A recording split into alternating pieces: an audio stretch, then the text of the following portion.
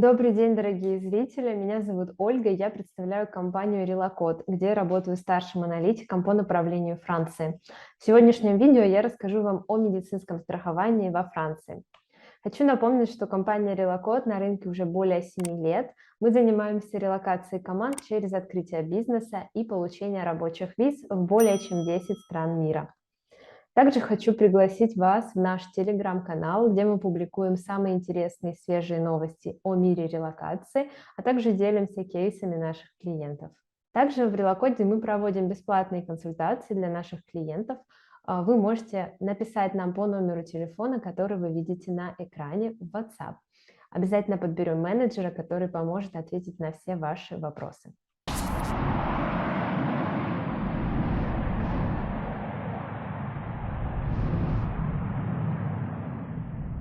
Что ж, приступим к теме нашего ролика «Страхование во Франции». На самом деле система страхования во Франции похожа на многие другие страны. У нас есть страховка обязательного медицинского страхования, называется она Sécurité Sociale, социальное покрытие. И также у нас есть страховка добровольного медицинского страхования, называющаяся Mutuelle. Обе страховки регламентируются картой Carte Vitale. Это пластиковая карта, которую вы носите на все приемы у врачей, которую вы носите всегда с собой в аптеку и которую предъявляете при приобретении услуг. Эта карта является посредником между вами, вашим банковским счетом и вашей страховой службой. При приобретении услуг вы оплачиваете их со своей карты, но предъявляя карту Vitale. И далее в течение небольшого времени деньги возвращаются вам на ваш личный банковский счет. Почему во Франции не нужна дополнительная страховка? Это на самом деле не миф, не заблуждение. Очень многие проживающие во Франции у нас на регулярных ситуациях не приобретают страховку добровольного медицинского страхования. Почему? Потому что покрытия по социальному страхованию являются уже достаточно хорошими, и если у вас нет особых проблем со здоровьем, если вы делаете лишь плановые визиты к врачу, то вам достаточно именно Sécurité Sociale. Что же покрывает нам страховка Sécurité Sociale?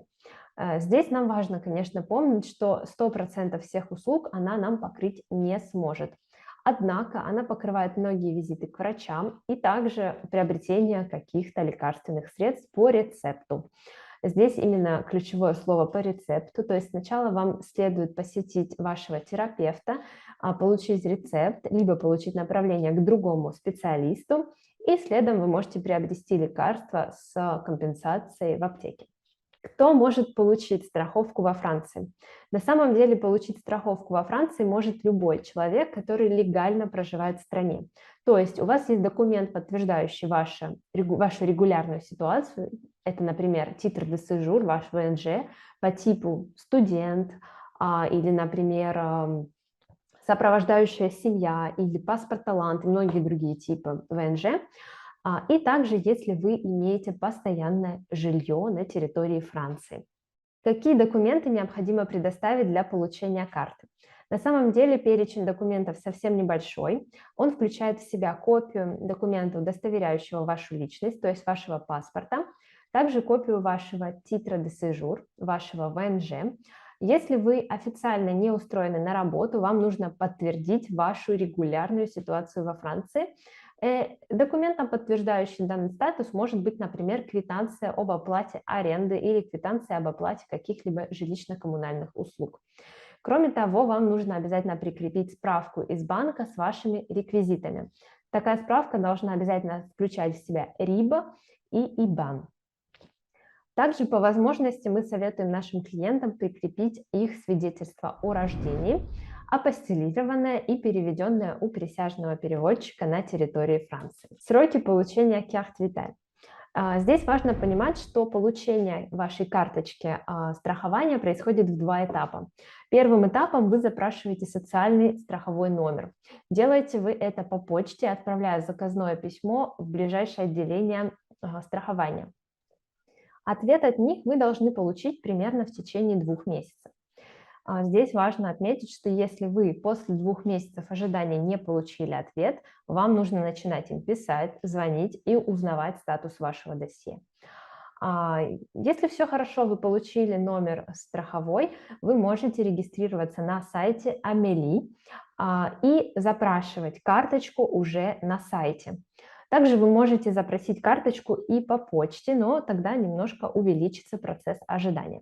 Таким образом, после запроса самой карты вам остается ждать около 2-3 недель изготовления самой карты. Хотя, естественно, в интернете вы можете найти разные кейсы, и когда процесс получения карты занял год, и когда карту не выдают совсем-совсем долго, и полгода, и несколько месяцев. Но здесь важно, если что, брать инициативу на себя, звонить, писать и узнавать, на каком этапе находится рассмотрение вашего досье. Расскажу пару слов о добровольном страховании мютюэлем. Этот тип страховки уже отличается тем, что, во-первых, он платный, оплачивается это в среднем от 60 до 120 евро в месяц. Далее, этот тип страховки также отличается тем, что, естественно, он покрывает более широкий спектр услуг. Например, на приобретение очков или протезов у вас выделяется более крупная сумма для покрытия. Кроме того, эту страховку вы можете оформить в различных организациях. Если обязательное страхование вам предоставляет государство, то добровольное страхование вы можете выбрать из моря различных вариантов.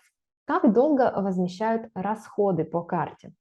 Сейчас процесс достаточно автоматизированный. Вы прикладываете карту, после оплаты вы прикладываете также вашу карточку Виталь, и в течение недели-двух вы получаете выплату на карту.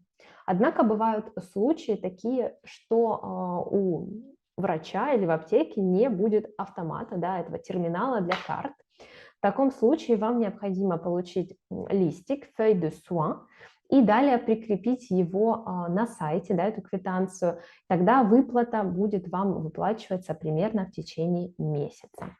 Что делать в случае смены банка? Это очень важный вопрос, про который часто многие забывают. И если вы сменили банк, если у вас поменялись банковские реквизиты, вы обязательно должны уведомить вашу страховую службу о перемене реквизитов и прикрепить новую, соответственно, справку из банка. Как получить консультацию в Релакоде? Да, я уже сказала в начале нашего видео, что в Релакоде вы можете получить бесплатную консультацию по вашему проекту. Все верно, все так. Вы можете написать нам по номеру, который вы видите на экране. Просим вас прислать вопросы структурированным списком. Это позволит нам подобрать менеджера, который максимально точно сможет ответить на все ваши вопросы. Если у вас остались вопросы по теме нашего сегодняшнего видео, пишите их в комментарии, мы обязательно вам на них ответим в следующих роликах или в комментариях.